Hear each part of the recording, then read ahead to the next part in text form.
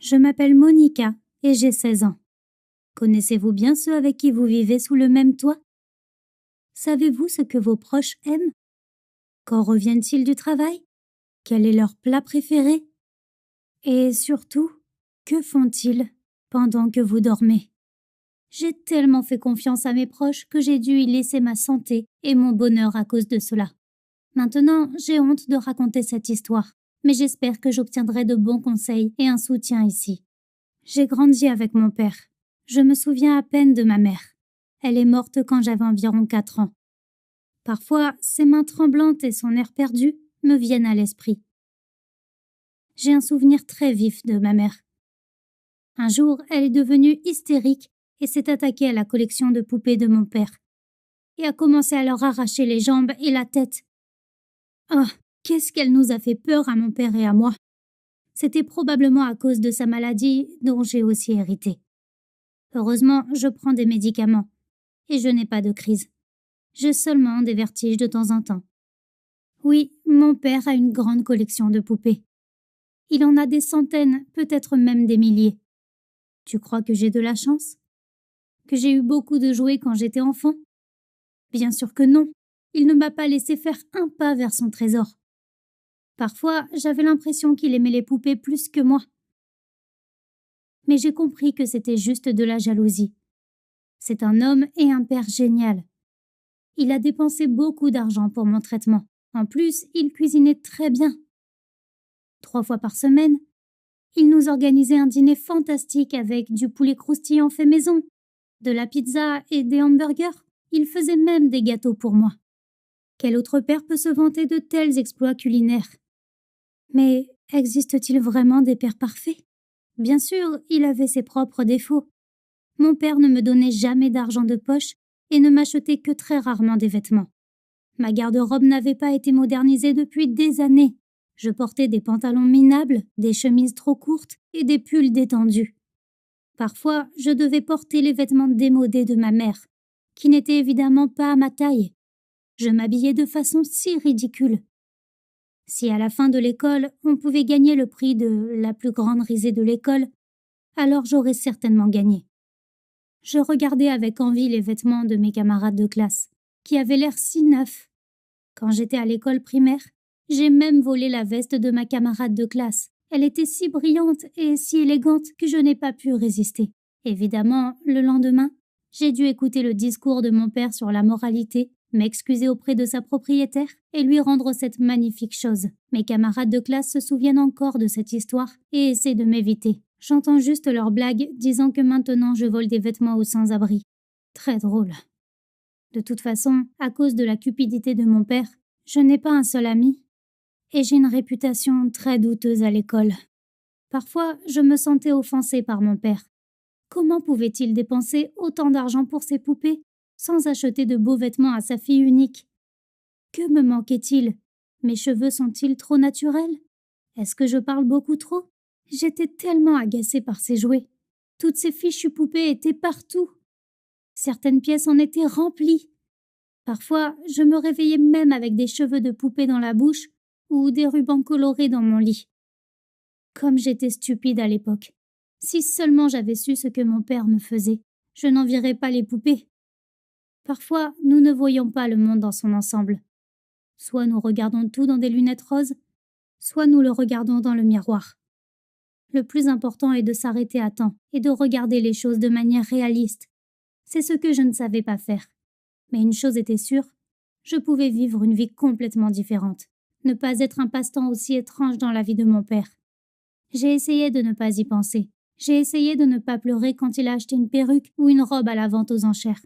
J'étais trop timide pour lui demander une nouvelle veste ou un nouveau t-shirt. J'étais aussi constamment à la maison.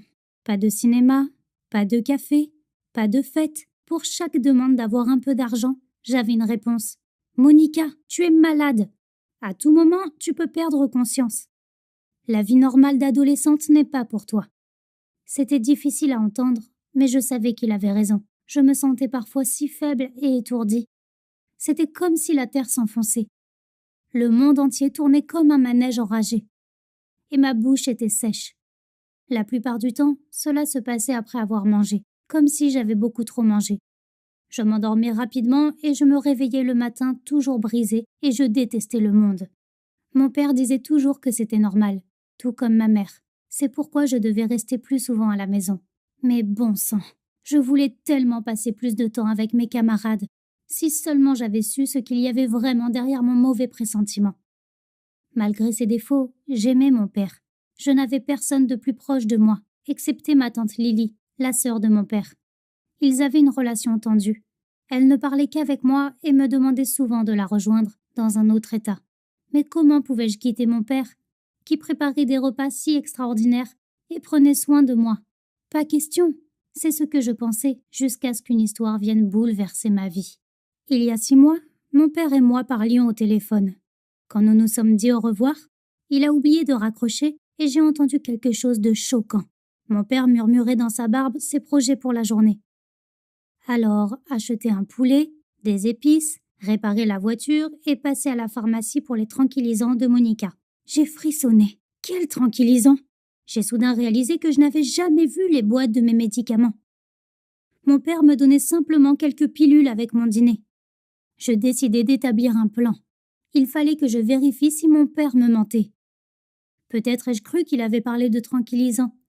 Peut-être était-ce un problème dans le réseau téléphonique. Au fond de moi, je savais que ce n'était pas une interférence sur la ligne ou dans mes oreilles. Je suis malade, bien sûr, mais mon audition est excellente. Mon père préparait quelque chose et j'ai dû faire une expérience d'investigation. Même si je voulais vraiment que ce soit une illusion ou un cauchemar qui serait bientôt terminé. Et c'est ce que j'ai fait. Quand je suis rentrée à la maison, j'ai fait semblant de ne rien avoir entendu. Pendant le dîner, je riais des blagues de papa, je parlais de mon école. J'ai même imité le fait de mâcher du poulet et de boire les pilules pour ma maladie avec de l'eau. Il semblait que mon père ne se doutait de rien. Après notre dîner, je suis allée dans ma chambre et j'ai fait semblant de dormir. Une demi-heure plus tard, mon père est venu dans ma chambre. J'ai senti ses doigts sur mon corps. Il a commencé à me poudrer les joues, à me mettre du rouge à lèvres sur ma bouche et à me maquiller les yeux. J'étais allongée dans ma chemise de nuit et je tremblais de terreur. Il a soudain soulevé ma tête et a jeté un tissu par-dessus. Je voulais crier et pleurer, mais je me tenais à peine. Je m'attendais au pire, mais j'ai senti qu'il me mettait une robe. La mousseline me grattait le corps, mais avec beaucoup de volonté. J'ai continué à faire semblant de dormir. J'ai décidé de continuer à regarder, ou plutôt à vivre le spectacle jusqu'à la fin. Mon père a commencé à me mettre des rubans dans les cheveux, en faisant des dialogues stupides sur le temps et la vie de poupée. Puis il m'a mis du thé chaud sur les lèvres et a étalé du gâteau à la crème sur mon visage. Il m'a murmuré à l'oreille, comme jamais auparavant. « Pourquoi es-tu si maladroite? Je vais t'essuyer avec une serviette. » Mon Dieu, quelle absurdité! Était-ce un rêve? Notre goûter a duré environ 2 heures. À la fin, il m'a démaquillée, a enlevé la robe et a quitté la pièce. Je n'ai pas pu fermer les yeux jusqu'au matin et j'ai été totalement horrifiée. L'homme avec qui je vivais dans la même maison et que j'appelais mon père était fou. Pour lui, je n'étais pas une fille, mais une poupée humaine dans sa collection, qu'il bourrait de tranquillisants. C'est donc de là que viennent mes maux de tête. De toute évidence, pas de l'épilepsie. Et si je n'étais pas du tout malade? Je ne pouvais pas rester plus longtemps dans ce théâtre de poupées, où il semblait que je jouais le rôle principal. Ce matin-là, mon père est allé travailler et j'ai appelé ma tante pour lui dire que je voulais venir la voir. Elle m'a envoyé de l'argent et je suis montée dans un bus. Pendant tout le trajet, j'ai pensé à ce que je lui dirais. Est-ce qu'elle me croirait? Ou appellerait-elle simplement les ambulanciers qui m'emmèneront dans un asile de fous? « Salut, c'est bien l'hôpital psychiatrique? Nous avons une patiente ici qui prétend se transformer en poupée la nuit. » Heureusement, lorsque nous nous sommes rencontrés, elle m'a surprise en me posant la question. « Il l'a fait avec toi aussi, Monica ?» J'ai hoché la tête et elle m'a serrée dans ses bras. Ce soir-là, nous avons eu une conversation honnête. Lily m'a dit qu'ils étaient vraiment pauvres dans leur enfance. Leurs parents arrivaient à peine à se payer de la nourriture et ne pouvaient pas leur acheter de jouets. Tout ce que mon père avait, c'était les vieilles poupées de leur grand-mère. Il jouait constamment avec elles et s'y attachait beaucoup. Quand la famille a eu l'occasion de lui acheter des voitures et des avions, il ne les a même pas touchés.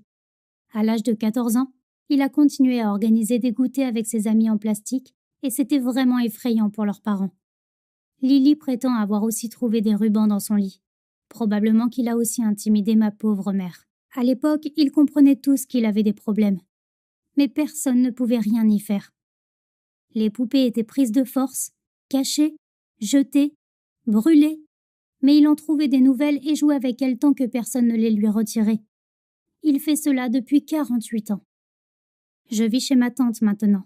Je ne peux pas pardonner à mon père, mais il me manque beaucoup. Parfois, je me dis, peut-être devrais-je lui rendre visite, peut-être devrions-nous parler, lui trouver un bon thérapeute qui résoudrait le problème. Après tout, il n'a rien fait de mal, il m'a juste donné du thé. En revanche, il a inventé une fausse maladie pour moi et m'a donné des tranquillisants. Un père aimant serait-il capable de faire une telle chose? Il m'a appelé et envoyé des SMS plusieurs fois, mais je n'ai pas répondu. Puis papa a parlé à ma tante au téléphone. Mais tante Lily lui a dit durement que je vivrais avec elle maintenant, et que son secret dégoûtant avait été révélé. Je ne sais pas ce qu'il lui a dit, mais mon père n'a jamais insisté pour que je revienne. Je pense qu'il vit dans son propre petit monde avec ses poupées et qu'il est très heureux. Ou peut-être qu'il ne l'est pas. Peut-être que c'est difficile, mais il a peur de me dire que je lui manque. Ou bien il a honte. Mais le père est l'homme le plus cher, n'est-ce pas? Je ne peux pas le laisser seul avec ce problème, ou le puis-je? Que feriez-vous à ma place? Vos proches ont-ils des particularités? Comment vivez-vous avec eux? S'il vous plaît, donnez-moi votre avis. Vous pouvez l'écrire dans les commentaires. N'oubliez pas de vous abonner à la chaîne pour encore plus d'histoires.